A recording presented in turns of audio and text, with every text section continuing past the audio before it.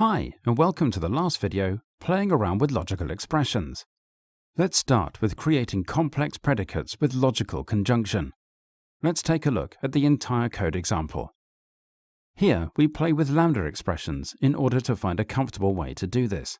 We will implement very simple string filter predicates, and then we will combine them with a little helper function that does the combination for us in a generic way. Let's understand the code. As always, we'll include some headers first. Because we are going to need them later, we implement two simple predicate functions. The first one tells us if a string begins with the character A, and the second one tells us if a string ends with the character B. Now let's implement a helper function, which we call combine. It takes a binary function as its first parameter, which could be the logical AND function or the logical OR function, for example. Then it takes two other parameters, which shall be two predicate functions that are then combined. We simply return a lambda expression that captures the new predicate combination. It forwards a parameter to both predicates, and then puts the results of both into the binary function and returns its result. Now let's combine our two predicate functions in another predicate function, which tells us if a given string begins with A and ends with B, as AB does, or AXXXB. Here we have two predicate function combined with other functions. As the binary function, we choose logical AND. It is a template class that needs to be instantiated, so we use it with curly braces in order to instantiate it. Note that we don't provide a template parameter because for this class it defaults to void. This specialization of the class deduces all parameter types automatically. In this block of code, we iterate over the input and print all words back to the terminal, which satisfies our predicate. So after this explanation, let's compile and execute our code. Go to your terminal and type in the command for compiling the code. After the successful compilation, before executing it, we need to feed the program with 4 words. So type in echo, in double quotes type in AC, CB, AB, AXXXB, followed by pipe operator, and the executing command. Great! Here is the desired output. As you can see, we have fed the program with 4 words, but only 2 satisfy the predicate criteria. So we can say that we have obtained the output successfully.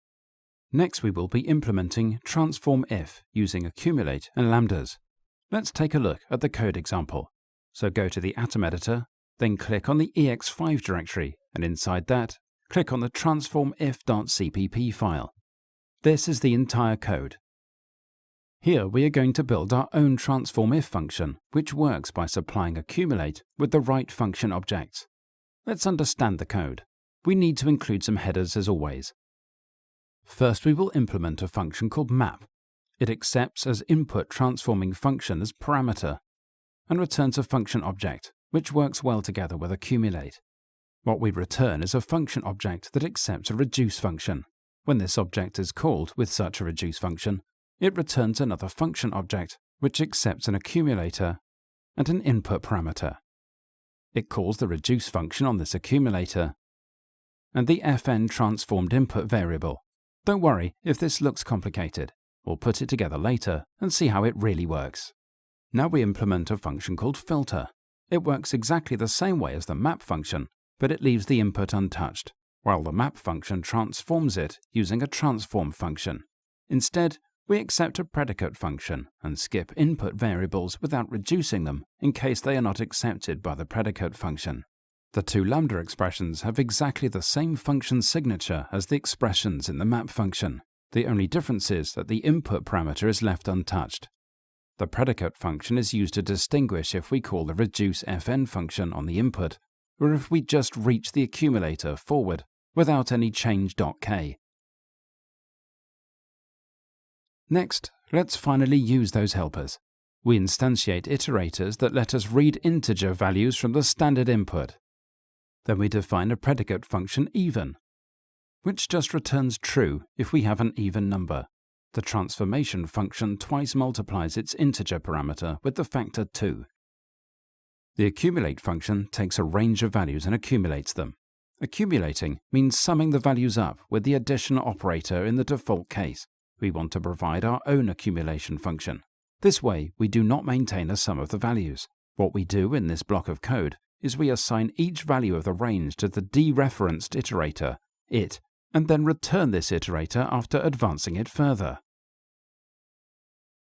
Now we finally put together the pieces. We iterate over the standard input and provide an input OStream iterator which prints to the terminal.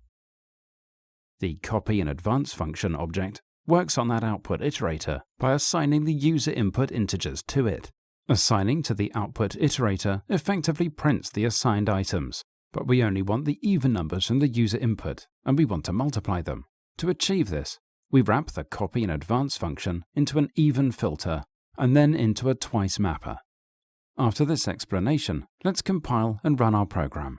Go to your terminal and navigate to the ex5 directory. Next, use the reset command to clear the screen. Next, type in the command for compiling the code. After the successful compilation, before the execution, we need to feed some values to our program. So type in echo, in double quotes type in 1, 2, 3, 4, 5 and 6.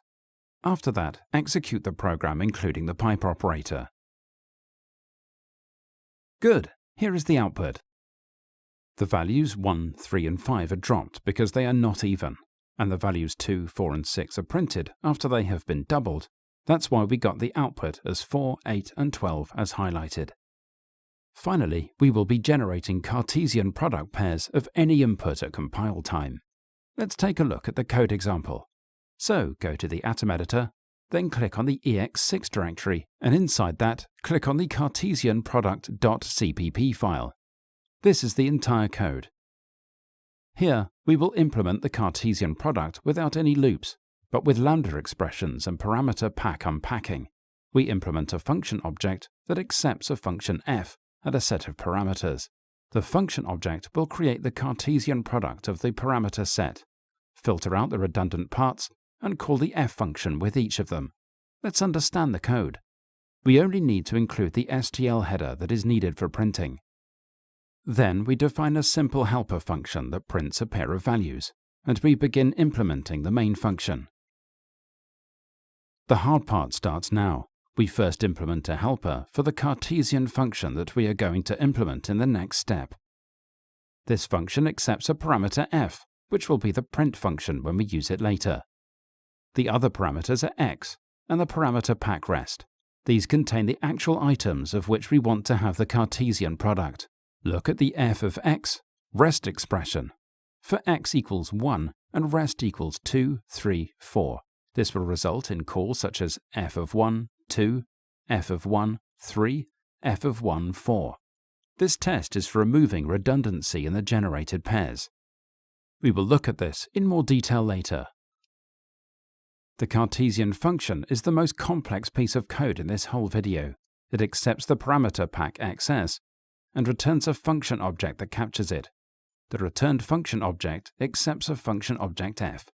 For a parameter pack, xs equals 1, 2, 3, the inner lambda expression will generate the calls, such as callcart of f1, 1, 2, 3, then callcart of f2, 1, 2, 3, and callcart of f3, 1, 2, 3.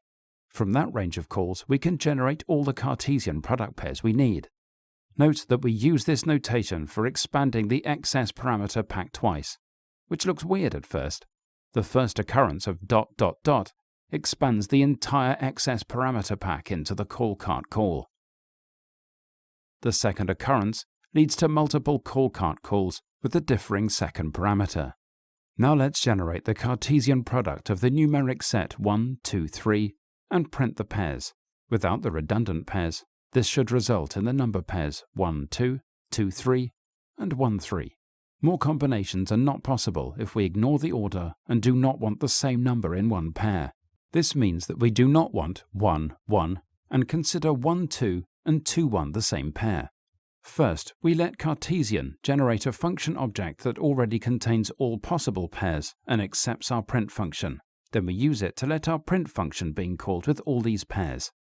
We declare the printCart variable const expr, so we can guarantee that the function object it holds, and all the pairs it generates, is created at compile time. So now let's compile and execute our code. Go to your terminal and navigate to the ex6 directory. Type in the reset command to clear the screen. Next, type in the command for compiling the code. After the successful compilation, let's execute it. Excellent! Here is the desired output. Play around with the code by removing the x less than xs conditional in the callCart function and see that we get the full Cartesian product with redundant pairs and the same number pairs. This is it for the video. Now we are at the end of the section. In the next section, we will be learning about the STL algorithm basics.